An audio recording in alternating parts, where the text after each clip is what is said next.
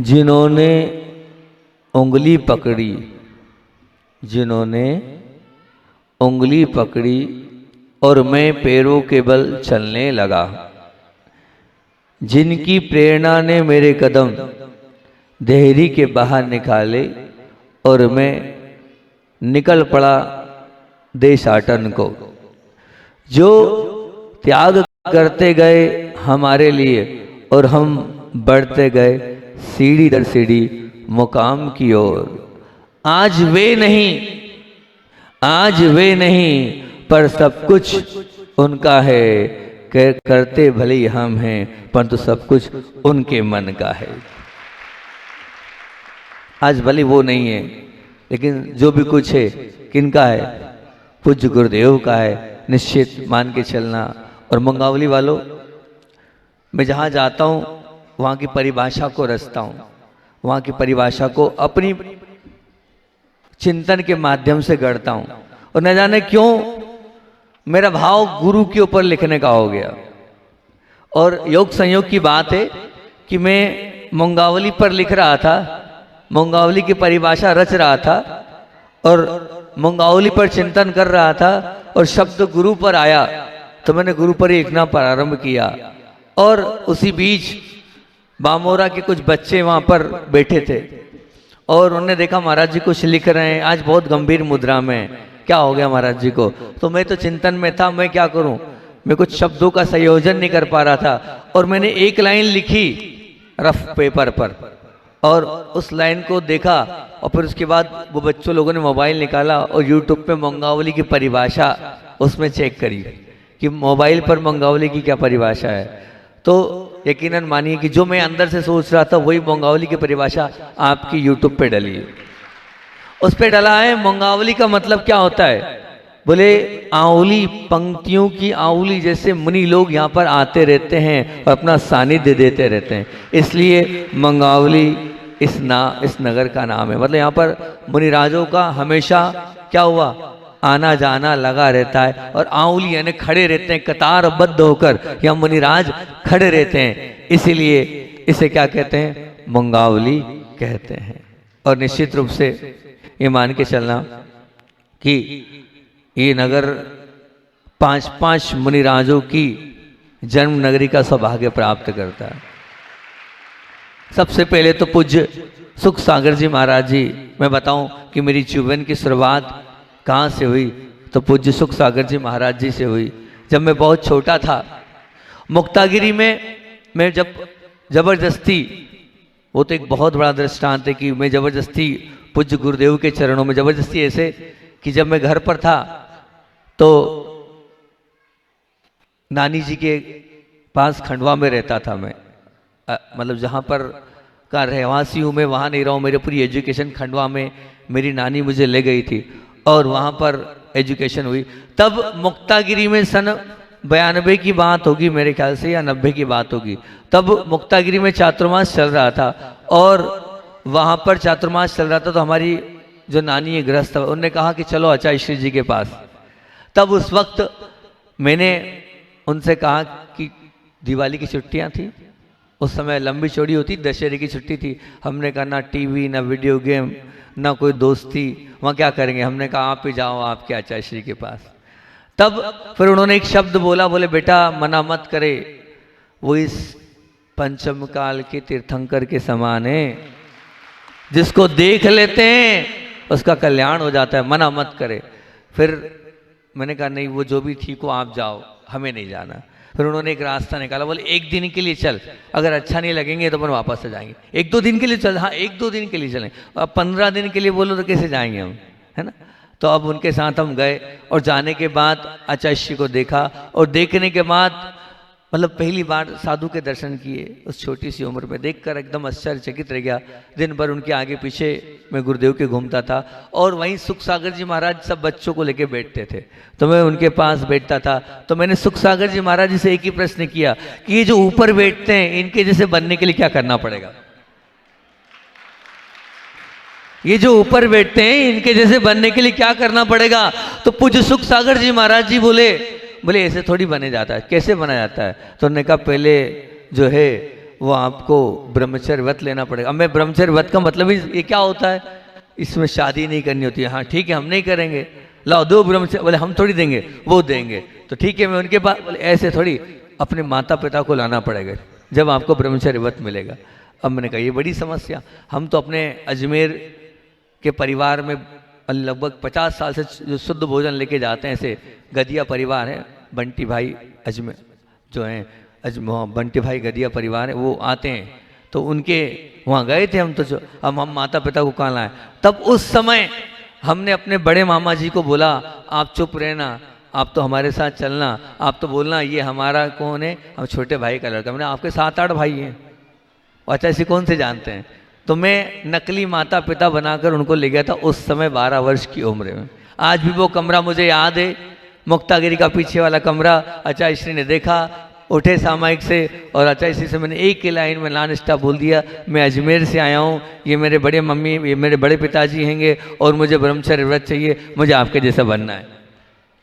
वो आज भी दृश्य याद है। तो मैं तो ये मानता हूँ कि लोगों का सम्यक दर्शन का कारण कुछ भी हो सकता है, लेकिन मेरे सम्यक दर्शन का कारण मेरे गुरु हैं, मेरे सम्यक दर्शन का कारण मेरे गुरु हैं। और उसमें सुख सागर जी महाराज जी ने निश्चित रूप से उसमें पूरा सहयोग किया था। सुख सागर जी के बाद अगर आप जानते हैं तो सौम्य सागर जी को तो आप सभी जानते ही हैं, और ये भी जानते हैं कि अगर संघ में अगर ब्रह्मा विष्णु और महेश के नाम से हमको जानते थे, विनम्र सागर जी हमें और पूज्य सौम्य सागर जी को, तीनों में बहुत ज़्यादा वात्सल्य, बहुत ज़्यादा स्नेह, और तीनों की पक्की मित्रता होती है। आप लोगों की नहीं मित्रता, हम लोगों की मित्रता होती है। और पूज्य विशेष सागर जी के विषय में तो इतनी बात जानता हूँ कि जब भी कहीं उलझन हो तो वो हमारे कौन थे मालूम है, वो उलझनों को सुलझाने वाले मास्टर माइंड के व्यक्तित्व थे, जो वो सोच समझ के और चाणक्य चाल से जो वो नीति बता दे, वो नीति कभी फेल नहीं होती थी। निश्चित मान के चलना, भले ही वो शरीर से अस्वस्थ थे, लेकिन सच में मैं मानूंगा कि इतनी अस्वस्थता के बाद भी कभी उन्होंने कभी अपनी चर्या से समझौता नहीं किया। बहुत सुंदर और बहुत उत्कृष्ट चर्या का वो पालन करते थे, समय पर सामायिक, समय पर प्रतिकन, सब कुछ होने के बाद भी जो अस्वस्थता उनको है, अगर आपको होगी ना, आप बिस्तर से नहीं उठोगे, ये मान के चलना है। ऐसी उत्कृष्ट चर्या का पालन करने में विशेष सागर जी, और अभी 2 महाराजियों को मैं जानता नहीं, मनन सागर जी अभी वीर सागर जी महाराज जी के संग में साधना रत है, तो मैं तो इतना ही जानता हूँ कि वो शांति धारा वाले ब्रह्मचारी जी थे, इतना ही जानता हूँ। और अजित सागर जी महाराज जी हमारे वर्तमान अध्यक्ष के पिताजी हैं, हो सकता है वो मैं जानते होंगे पूर्व से निश्चित रूप से। तो ये मुनियों की कतार तो लगी है, और आरिकाएँ भी बहुत सारी हैं यहाँ पर, सुना है कि और भी माता जी यहाँ एक संघ में भी है, और षष्ठी भूषण माता जी और भी हैं, और दीदियों की कमी नहीं है। देखो आपके बीच में आचार्य श्री जी की भावना पूरी करने वाली 2 दीदियाँ बैठी हैं, जो अपना पूरा समय गुरु की भावना पूरी करने में लगी हैं। इसी प्रकार से ब्रह्मचारी लोग भी हैं, पीछे बैठे हैं, हमारे साथ के हैं सुशील भैया, छूट गए, लेकिन चिंता नहीं करो, हम लेने आए, चलो अब तो साथ में सौरभ भैया भी हैं, और अभी कुछ दिनों से यहाँ के सरल सहज व्यक्तित्व के धनी मोनू भैया, जो वास्तविकता में 1 रुपये का लिफाफा नहीं लेते, नहीं तो आजकल बिना लिफाफे के ब्रह्मचारी चलते नहीं है, उल्टा जेब से दान कर देते हैं।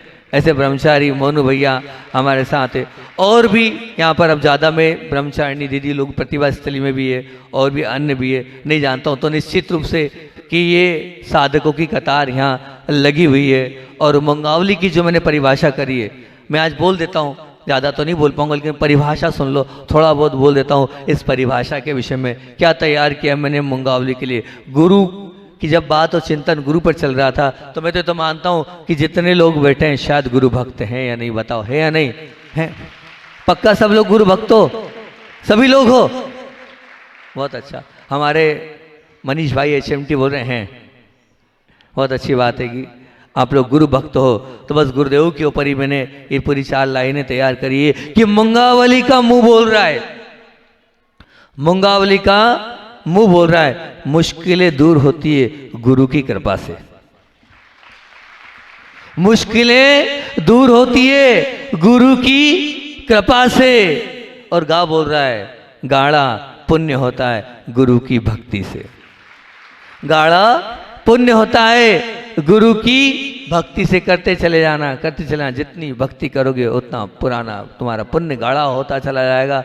निश्चित मान के चलना आप कि गुरु की भक्ति ऐसी होती है जो साक्षात पुण्य को गाढ़ा बना देती है। और वह बोल रहा है कि वजूद इज्जत मिलती है गुरु की समीपता से।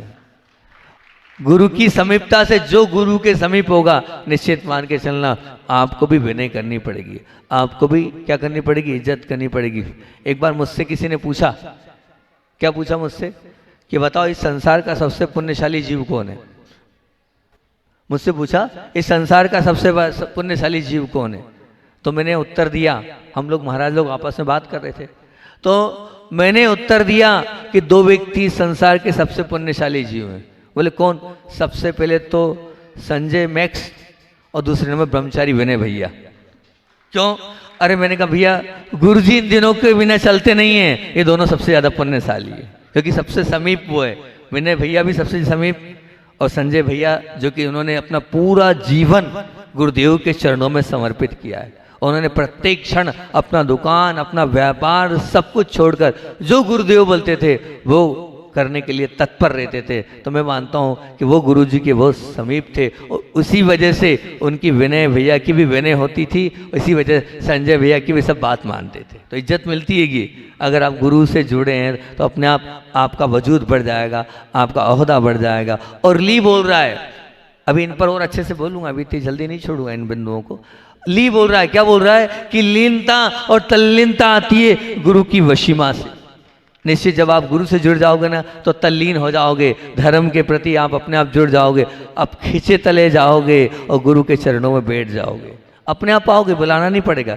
एक बार बस थोड़ा सा वो आपको थोड़ा लगाव हो जाए, वो थोड़ा जुड़ाव हो जाए, जुड़ने के बाद हमें बुलाना नहीं पड़ेगा, है ना। अपने आप क्या करोगे, आप जैसे चुंबक से खींचता है ना व्यक्ति, वैसे ही आप तल्लीन हो जाओगे गुरु भक्ति में और धर्म के प्रति आस्था से जुड़ जाओगे। निश्चित मान चलो। एक मैं बहुत बोलता हूँ, श्रीवास्तव जी हैं, IAS ऑफिसर हैं, अभी शिवराज जी के OPD क्या बोलते हैं वो जो होते हैं ना, वो थे, हैं OSD थे। वो आए अभी कहाँ, खजुराहो में। तो खजुराहो में जब आए तब उन्होंने, वो बहुत अच्छा बोलते हैं, बोलने की कला सीखना हो तो उनसे सीखे, श्रीवास्तव जी से। तो उन्होंने जो बात बोली, बड़ी सुंदर बात बोली। जब उनका वक्तव्य हुआ तो बोले मैंने पूज्य गुरुदेव की गरिमा देखी है। बोले गरिमा कुंडलपुर में जब बड़े बाबा विराजमान करते पूरी दुनिया आतंकित थी, लेकिन मैंने गरिमा देखी उनकी कि वास्तविकता में फूल से उठ के पूज्य बड़े बाबा आसन पर विराजमान हो गए। बोले मैंने उनकी वरिमा भी देखी कि ये 400 500 ये प्रतिभा स्थली की बहन है, ये उनकी वरिमा है। और बोले मैंने उनकी वशिमा देखी कि रात भर खड़े रहकर लोग आ रहे हैं गुरुदेव के दर्शन करने, ये उनकी वशिमा है। जब गुरुदेव से जो जाता है तो ऐसी लीनता और तल्लीनता को प्राप्त हो जाता है। निश्चित मान के चलना। और मैं तो इतना बोलूँगा कि मुश्किलों से भरा जीवन और तकलीफ़ों से भरा संसार और कष्टों से भरी हमारी किस्मत है, फिर भी अगर हमें बदलना है तो हमें गुरु की कृपा का पात्र बनना होगा। फिर भी हमें बदलना है तो हमें गुरु की कृपा का पात्र बनना होगा। बिना गुरु की कृपा, ध्यान रखना, जिस पर गुरु की कृपा होती है उस पर तो हमेशा के लिए तकलीफें, कष्ट सब भाग जाते हैं। पर होना चाहिए क्या, बोलो, गुरु की कृपा। कुछ ऐसा कर लो कि गुरु की कृपा हमारे जीवन को निहाल हो जाए। ऐसा कर ले हम जिससे गुरु की कृपा से हमारा जीवन निहाल हो जाए।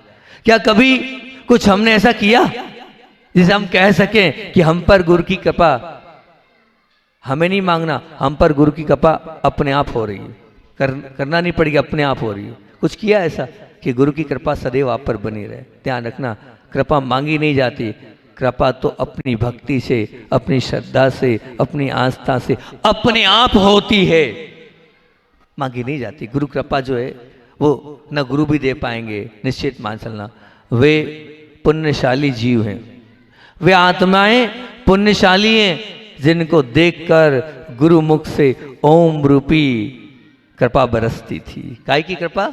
ओम। जिसको ओम बोल दिया समझना ये गुरु का क्या है, कृपा पात्र है।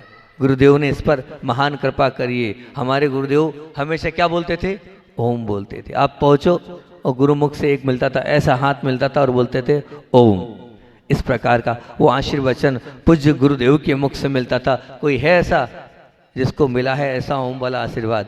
सिंगई जी बोल रहे हैं हमें मिला है, बहुत अच्छी बात है कि मिला है तो आप पुण्यशाली है। आज तक तो ध्यान रखना कि अगर निश्चित रूप से ऐसा है, कर्म का उदय तो किसी को नहीं छोड़ता है, परंतु गुरु की कृपा जिस पर होती है कर्म सहने की सामर्थ्य अपने आप उसमें आ जाती है। पर होना चाहिए क्या? गुरु की कृपा।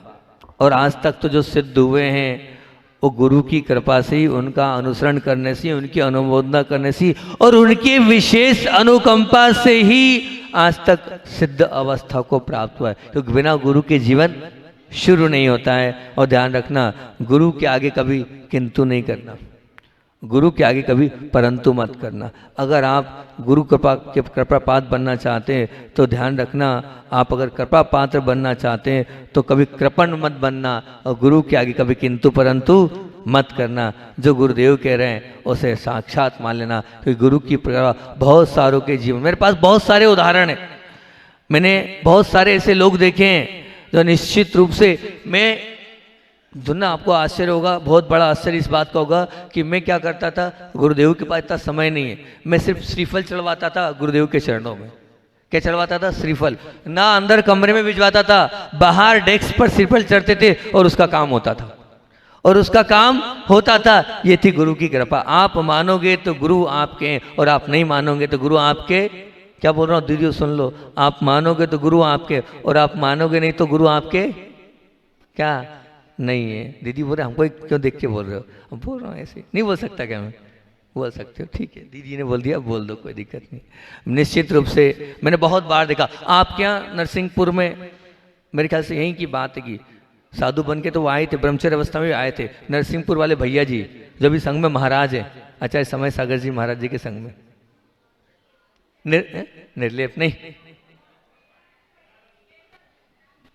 जिनको कैंसर की महाराज जी की अवस्था में भी है ना, निराला सागर जी, निराश्रव सागर जी।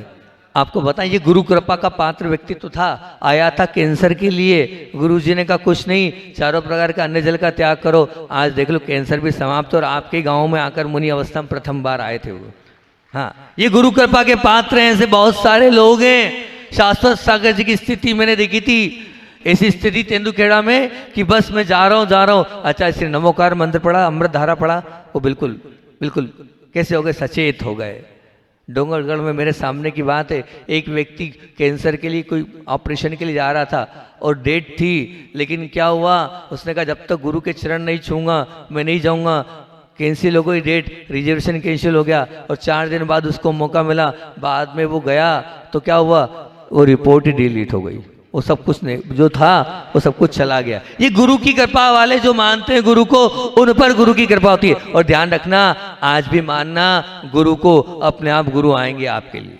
मैं मानता हूँ और जब जब बुलाता हूँ तब तब गुरु मेरे पास आते और मेरे साथ रहते और मेरा पूरा साथ देते हैं, क्योंकि मेरी अंदर से आस्था है उनके पर, उनके प्रति। निश्चित मानना, मतलब कितनी भी बड़ी बात हो, गुरु की कृपा से असाता सब भाग जाती है। आखिर ऐसा क्यों होता है? मेरा प्रश्न है, ऐसा क्यों होता है? क्या कारण है कि ऐसी क्या गुरु की कृपा हो जाती है? तो मैं तो यही कहता हूं, गुरु अगर पवित्र मन वाले हैं, गुरु के मन में दूसरों के कल्याण की भावना है, गुरु के अंदर अगर राग देश से अगर गुरु ऊपर उठे तो उनकी भावनाओं में अतिशय घटित होता है।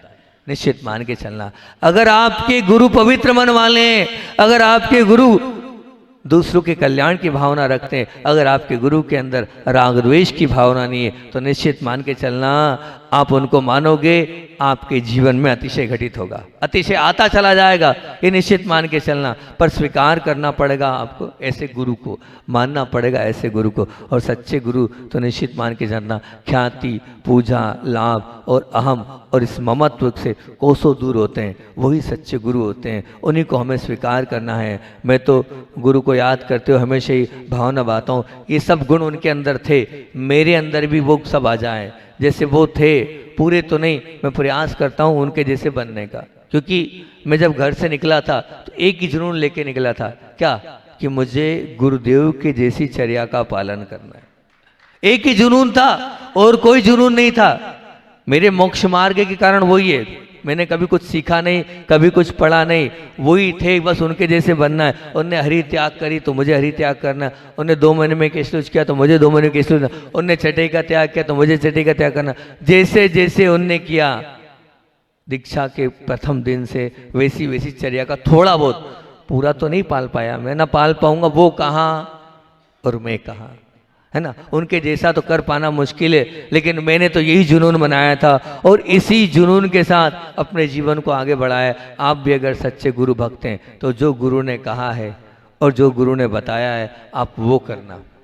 अपने नाम को, अपने अहम को एक तरफ छोड़कर अगर सच्चे गुरु के भक्त हैं तो निश्चित रूप से आपके जीवन में अपने आप सब कुछ अच्छा होता चला जाएगा, कि गुरु की कृपा आप पर हुई है।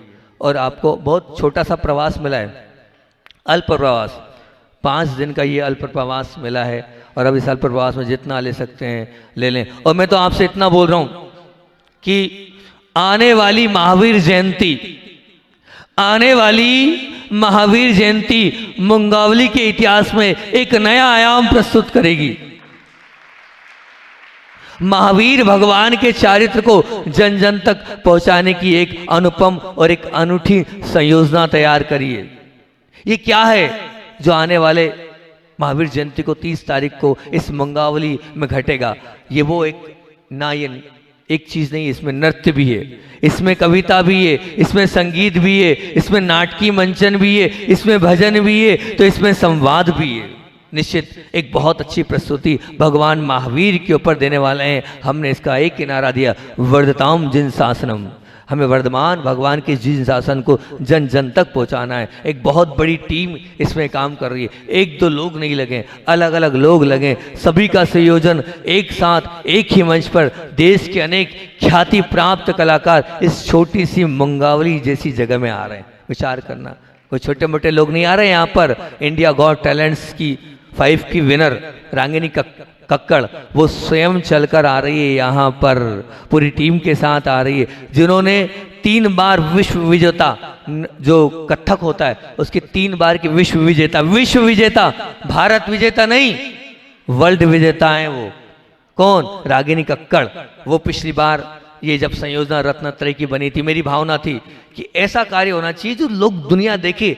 अरे यहाँ वहाँ की चीज़ें देखी जा रही है कि हम इस चीज़ को बहुत अच्छे से प्रस्तुत करें। और हम सब लोगों ने संयोजना तैयार करी थी और शरद पूर्णिमा के दिन आरोन में पहली बार उस रत्नत्रय की संयोजना को किया तो पूरा देश हिल गया था उस गुरुदेव के उस कार्यक्रम को देख के कि जैन समाज में ऐसे भी कार्य होते हैं क्या। जब वो आए थे उस समय रागिनी जी नहीं आ पाई थी, उनका प्रधानमंत्री के साथ कार्यक्रम था, वो नहीं आ पाई निश्चित रूप से। और जब दूसरी बार सागर भाग्योदय से मेरे पास मैसेज आया तो मैंने कहा मैं नहीं आ पाऊंगा, लेकिन मेरी पूरी टीम आ जाएगी, आप कोई और साधु को ले आओ, टीम पूरी भेजूंगा। दूसरी बार फिर रत्नत्रय गुरुदेव की उस पर दीक्षा दिवस अभी हाल वहाँ पर हुआ, समाधि दिवस पर भाग्योदय सागर में वहाँ पर हुआ था।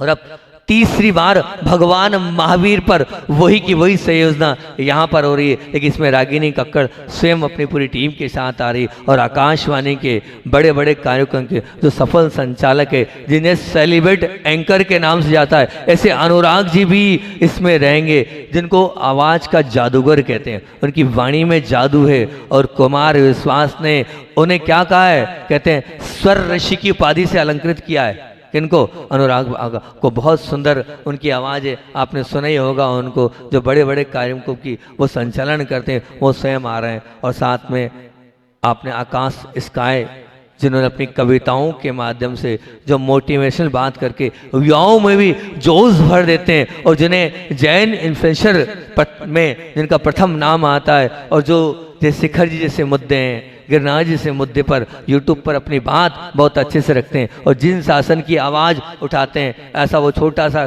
कम उम्र का बालक, लेकिन वो भी यहाँ पर इस कार्यक्रम में पूरा संयोजक और कहना चाहिए रत्नत्रय की अहम भूमिका उसी बालक के माध्यम से यहाँ पर निभाई जाएगी। और ध्यान रखना, आप क्या एक कलाकार आता है तो आप भजन संध्या कर लेते हो और आप कहते हो बहुत बड़ी बात हो गई, लेकिन इस कार्यक्रम में देश के 7 चुनिंदा सिंगर हमने बुलाए हैं, 1 नहीं 2 नहीं 7 प्रखर, जिसको अभी हाल पिछली बार आपका शुद्ध उसमें अवार्ड मिला था, वो इसमें आ रहा है। विधान, आप विधान की कला देखोगे तो कहोगे महाराज जी क्या है, ऐसा व्यक्तित्व तो जिसकी वाणी में जादू है। प्रखर आ रहा है, प्रांशी, हनी, आशीष, संजय और सचिन, 7 कलाकारों को हमने यहाँ पर बुलाया है। और म्यूजिशियन भी देश के जाने माने जो कलाकार के साथ करते हैं, वो अपनी शिरकत इस कार्यक्रम में देंगे। तो ये छोटा मोटा कार्यक्रम नहीं हो रहा है, बहुत बड़ी संयोजना यहाँ पर मंगावली में हो रही है। और सच कह रहा हूँ, ये आपका पुण्य है,